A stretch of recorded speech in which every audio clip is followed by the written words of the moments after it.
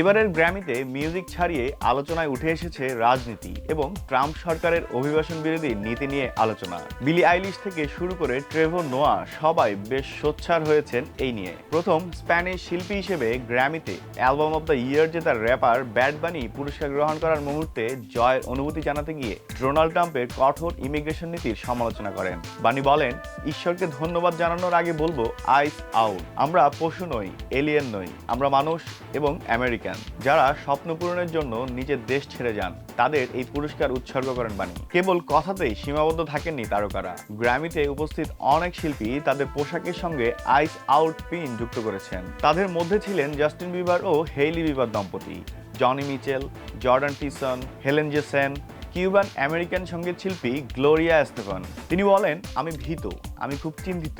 এটা অপরাধীদের গ্রেফতার নয়, এসব মানুষের পরিবার আছে, তারা দশক ধরে এই দেশে অবদান রেখেছে।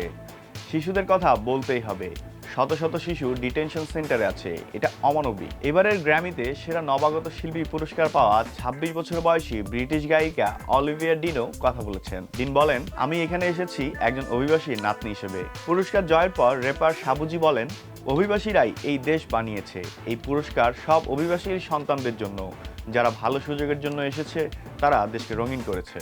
এই সময়ের আলোচিত গায়িকা বিলি আইলিশ বলেছেন সবচেয়ে শক্তিশালী কথা। তিনি বলেছেন, no one is illegal on stolen island, অর্থাৎ চুরি করা ভূমিতে কেউই অবৈধ নয়। বিলি আইলিশ আরও বলেন, আমাদের লড়াই চালিয়ে যেতে হবে, আমাদের কথাগুলো গুরুত্বপূর্ণ। গ্র্যামি জয়ী আরেক শিল্পী সিজা বলেন, আজ আমরা গ্র্যামি জয় উদযাপন করছি, আর কাউকে রাস্তায় ধরে নিয়ে গিয়ে গুলি করা হচ্ছে।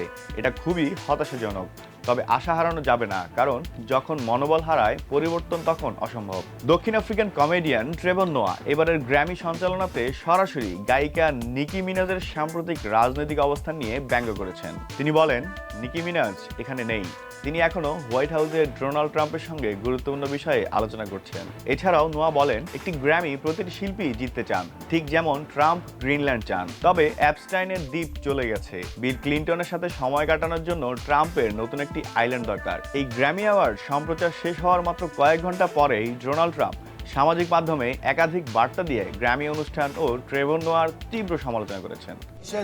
He said that I spent time on Jeffrey Epstein's island. I didn't. I mean, he's a lightweight. This guy. He's a terrible. I think he's terrible. I thought he did a terrible job at the Grammys. Trump বলেন, এই অনুষ্ঠান দেখার অযোগ্য এবং নোয়া পুরোপুরি ব্যর্থ। CBS খুব সৌভাগ্যবান যে তাদের চ্যানেলে এই ট্র্যাশ আর প্রচারিত হচ্ছে না। ট্রেভর নোয়া যেই হন না কেন, জিমি কিমেলের মতোই খারাপ। আমি হয়তো তার বিরুদ্ধে আইনি ব্যবস্থা নেব। ট্রাম্প আরও বলেন, নোয়া আমার সম্পর্কে ভুল বলেছেন যে ডোনাল্ড ট্রাম্প এবং বিল ক্লিনটন অ্যাপস্টাইন দ্বীপে সময় কাটিয়েছেন। ভুল। আমি বিলের কথা বলতে পারি না, তবে আমি কখনো অ্যাপস্টাইন দ্বীপে যাইনি, এমনকি কাছাকাছি কোথাও যায়নি।